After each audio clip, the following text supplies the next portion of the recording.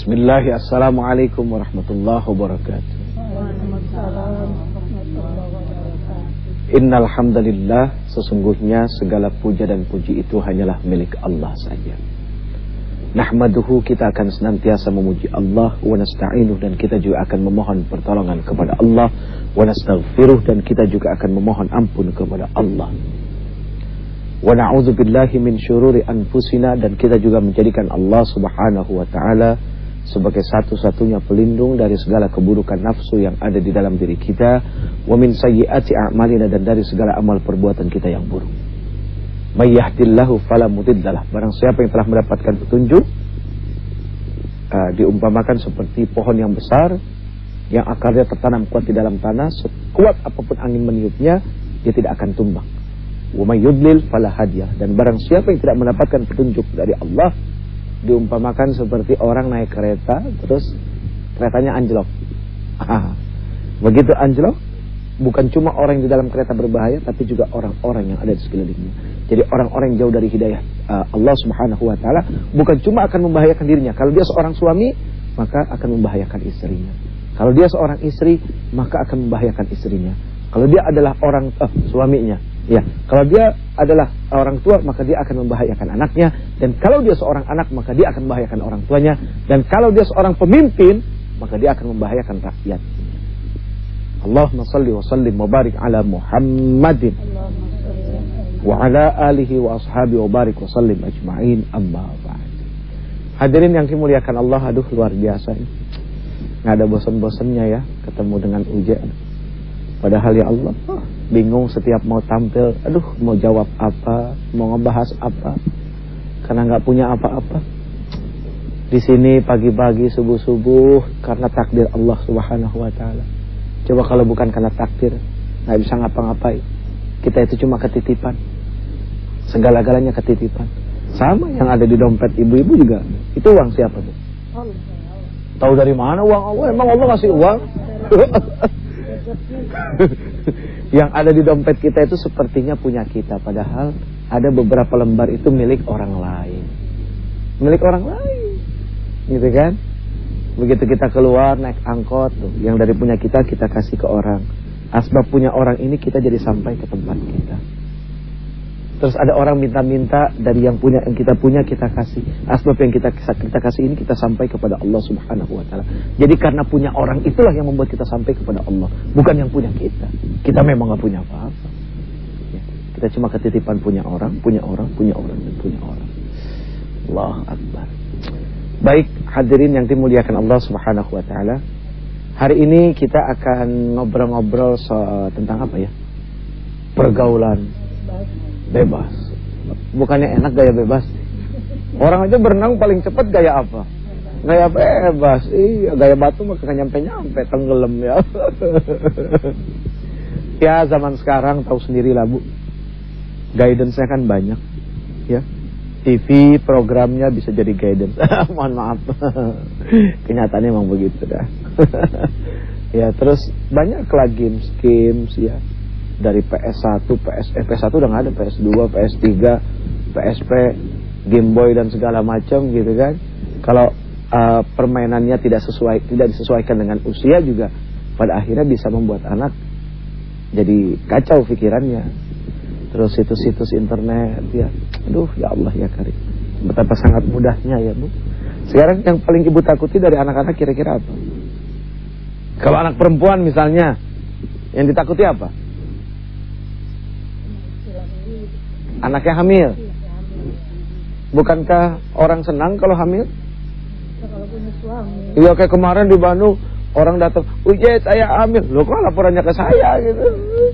Mau foto ya, narsis banget kasih gue. Terlalu lebay. Aduh ya Allah, karena kita ngomongin pergaulan bebas, jadi bahasanya harus pakai bahasa gaul ya. Ya memang banyak yang dikhawatirkan ya. Satu saja yang kita bicara, yang kita bahas pada saat ini. Nanti yang kedua, ada kita itu dijajah sama 3M. Dijajah sama 3M. Nah, sebelum kita ngomongin dijajah dengan 3M, Ujat tanya, Indonesia sudah merdeka apa belum? Belum. Tahu? Sudah tapi belum. Maksudnya? Mereka tapi tembakau mahal. Ini bukan ngomongin tembakau, Mi. Cari kerja susah. Itu mah lain. Merdeka berarti harus membangun, itu lain lagi. Bukan untuk pribadi atau golongan. Makmur untuk semua, rukun untuk semua, hukum pun berlaku untuk semua. Merdeka bukanlah bebas tanpa hukum. Merdeka bukanlah menang berkuasa. Merdeka berarti bersatu membangun. Baik pemirsa yang dimuliakan Allah Subhanahu wa taala, kita akan fokus di pembicaraan yang pertama, masalah 3RI. Ya, tadi kan Uje tanya apakah Indonesia ini sudah merdeka? Pasti jawabannya selalu ada dua, yang sudah dan yang belum, gitu kan. Ya kalau kita mau bicara secara jujur ya sudah merdeka. Kita nggak lagi pakai baju bolong-bolong. Kita masih bisa makan meskipun maaf, mungkin saja ada hal-hal yang harus dibeli dengan mahal. Tapi kalau kita mau bicara lebih jujur lagi, manusia tidak akan pernah bisa merdeka. Karena sepanjang hayatnya, sepanjang hidupnya, dia selalu dijajah oleh yang namanya setan. Oh, jadi dia belum merdeka. Sampai kapanpun tidak akan merdeka. Merdekanya manusia adalah apa ditandai dengan husnul khatimah. Kalau dia meninggal husnul khatimah berarti dia merdeka. Merdekanya abadi. Tapi kalau dia tidak husnul khatimah, dia tidak merdeka, bahkan masuk dalam sel, ya penjaranya setan. Na'udzubillah min dzalik. Jadi ada 3 yang menjajah anak-anak muda kita nih. 3RI. 3F. Yang pertama food, yang pertama fun, yang ketiga fashion. Food itu artinya adalah makanan. Kok bisa sih makanan ngejajah? Ya bisa lah sesuatu yang haram. Sekarang ini kan banyak resto-resto yang tidak bertuliskan halal. Kalaupun ada tulisan halal, nulis sendiri. Awas lo, hati-hati lo. Kadang-kadang keinginan kita makan sama yang kita suka menyingkirkan pengetahuan kita apakah ini halal atau haram. Kadang-kadang begitu kita tanya halal atau haram, teman kita ngomong, lu ribet amat sih mau makan aja. Padahal penting ribet itu. Justru dari keribetan itu membawa keuntungan. Gitu kan? Karena kita lebih kehati-hatian. Orang hati-hati itu kan lebih bagus. Lihat aja orang kalau nyebrang kagak pakai hati-hati ketabrak mobil. Iya kan? Tapi kalau dia hati-hati kan dia selamat. Sama ketika makan dia tanya dulu. Gitu kan? Apakah ini halal, apakah ini haram? Itu penting. Soalnya apa? Makanan ini akan berpengaruh kepada sikap dan perilaku. Ketika makanan itu menjadi daging, apalagi diberikan kepada istri, diberikan kepada anak, bukan tidak mungkin sekali waktu anak itu akan kurang ajar. Akibat daripada pengaruh makanan itu sendiri. Ingat gak Rasul kepada Ali? Rasul bilang, ya Ali, jauhkan yang syubhat. Syubhat itu apa? Diragukan antara halal dan haramnya. Ali tanya, ya Rasul, apa pentingnya menjauhi yang syubhat? Karena yang syubhat itu akan mengeraskan hati kamu. Kalau perkara yang diragukan antara halal dan haramnya saja bisa mengeraskan hati, apalagi yang haram. Kan begitu. Nah banyak sekali di mal-mal restoran yang ditulis sendiri halalnya. Gitu kan. Begitu ditanya kadang-kadang tersinggung. Kalau dia ditanya tersinggung, berarti gak benar. Kalau memang benar kenapa harus marah gitu kan?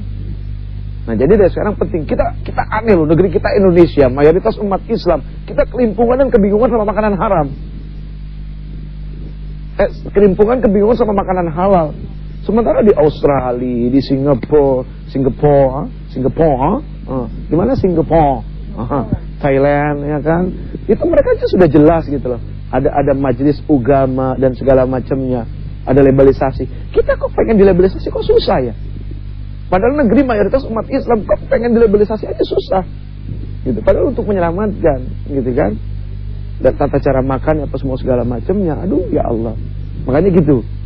Nah, ini makanan yang seperti ini sudah jelas akan menjajah kita.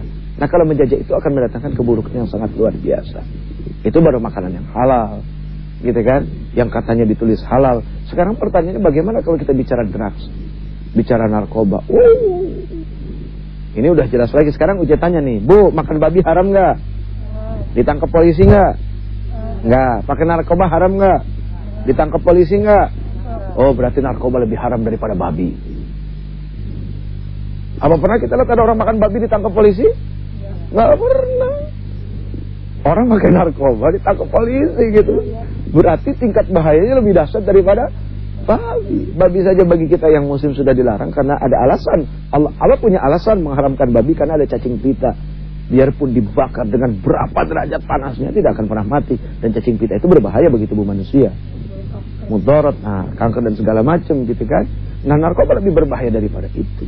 Nah, jadi please bisa kepada anak-anak penting memberikan pengetahuan bahwa engkau harus memakan sesuatu yang halal, gitu kan, karena yang halal itu akan mendatangkan keberkahan. Oke, F yang kedua adalah fashion, food, fun, hiburan, ya. Manusia itu perlu hiburan nggak sih? Perlu. Pagi-pagi nonton film kartun, ya kan, SpongeBob, Doraemon dan segala macamnya. Kalau Antv kartunya apa sih? Starkid yang boneka. Oh, ada Kakak Asti, ya, Asti, Starkid, ya, ya kan? Ada siapa? Cik sama siapa?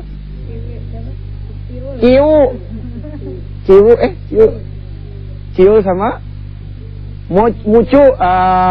Ya, Mucu, ya, benar ya. Itu kan hiburan bagus, mendidik tidak? Mendidik. Sesuatu yang mendidik itu bagus. Tapi ada kalanya ada juga hiburan yang tidak mendidik, yang pada akhirnya menyesatkan cara berpikir anak-anak. Di kartun itu anak-anak diajarin durhaka ngelawan sama orang tua, gitu kan. Di kartun itu diajarkan tentang seks bebas, boleh pelukan dan kanan kiri segala macam. Belum lagi sinetronnya, anak SD udah diajarin cipokan, gitu. Iya kan, pernah ada satu iklan begitu cipokan ngeles, akhirnya nyipok dinding. Nah, ini kan tidak bagus, gitu kan. Nah, hal-hal seperti ini gitu lah, bahwa mencari hiburan itu tidak dilarang. Tapi kalau anak-anak kita nonton Smackdown berbahaya, ya kan? Karena pada akhirnya banyak orang yang mati gara-gara urusan seperti ini. Karena anak-anak itu kan tidak bisa melakukan hal-hal yang dia lihat tanpa pengawasan orang tua. Nah, sayangnya adalah apa? Anak yang nemenin orang tua nonton, bukan orang tua yang nemenin anak nonton. Ini yang terbalik sekarang, gitu kan. Saking capek gendong anak, udah kamu duduk sini, kasih mainan, maknya nonton. Anak kecil kan cepet daya tangkapnya, gitu kan. Terus diliatin sama anak-anaknya ngikutin. Akhirnya anak tahu goyang dompet apaan, tahu. Yang lain-lainnya apa tahu, begitu cepatnya daya tangkap mereka. Karena anak yang nemenin orang tua nonton, bukan orang tua nemenin anak nonton. Ini berbahaya. Terus yang terakhir fashion itu adalah gaya hidup. Bisa juga gaya hidup, bisa juga pakaian, ya. Nah, bicara pakaian kita akan bicara aurat. Bicara aurat adalah bicara kesadaran. Jadi gak enak juga ngomongin begini. Tapi satu kali ya, jangan sampai aurat, menutup aurat itu jadi sebagai sebuah bentuk hidayah, karena gak enak juga.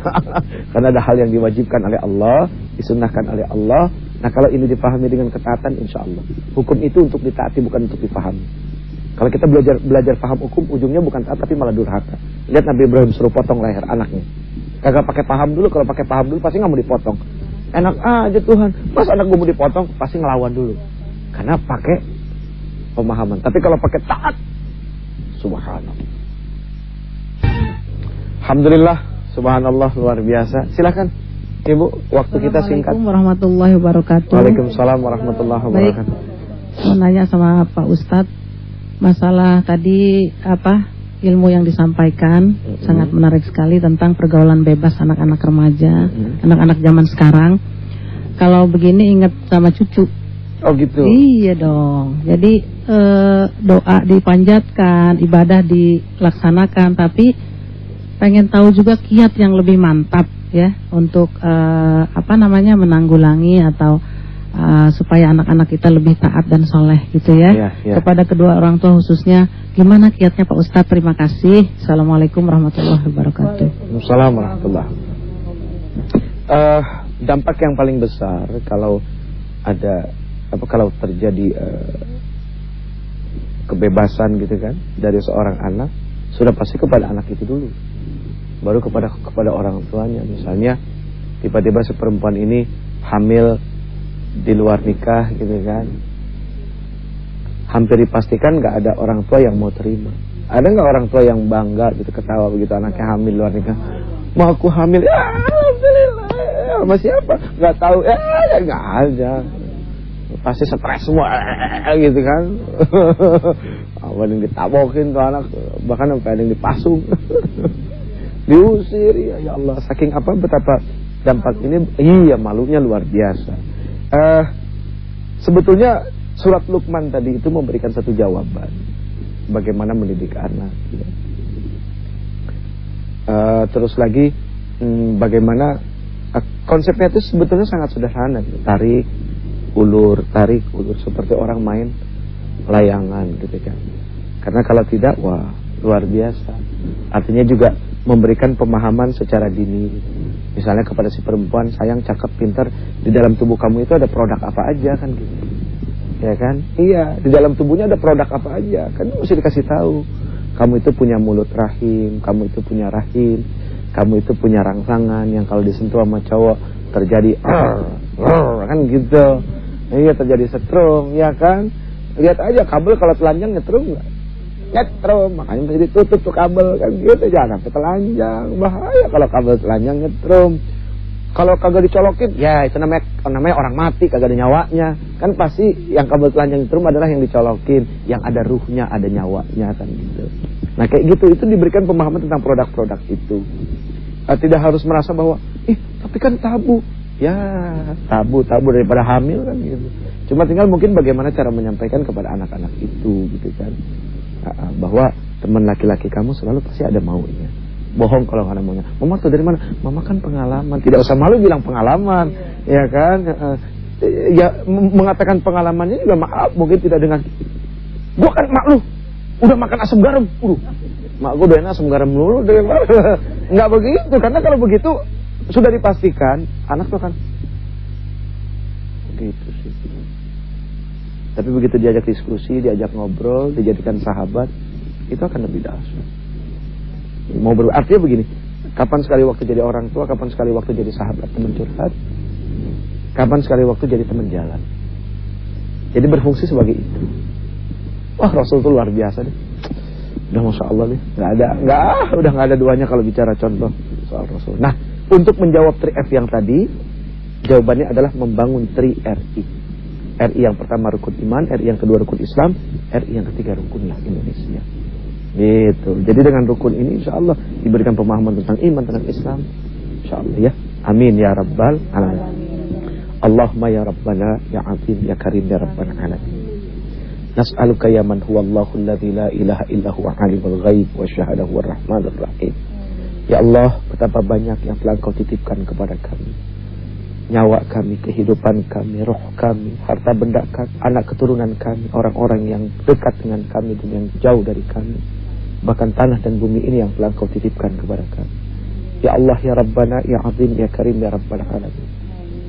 Sadarkanlah kami untuk bisa menjaga amanah titipan ini, sehingga amanah ini bisa sampai kepada Engkau dengan baik, ya Allah. Rabbana atina fid dunya hasanah, fil akhirati hasanah wa qina adzabannar. Wa sallallahu ala khairi khalqihi Muhammad wa ala alihi wasallam. Subhana rabbika rabbil izzati amma yasifun. Assalamualaikum warahmatullahi wabarakatuh. Alhamdulillah rabbil alamin. Mohon maaf lahir batin dengan segala kekurangan dan kesalahan.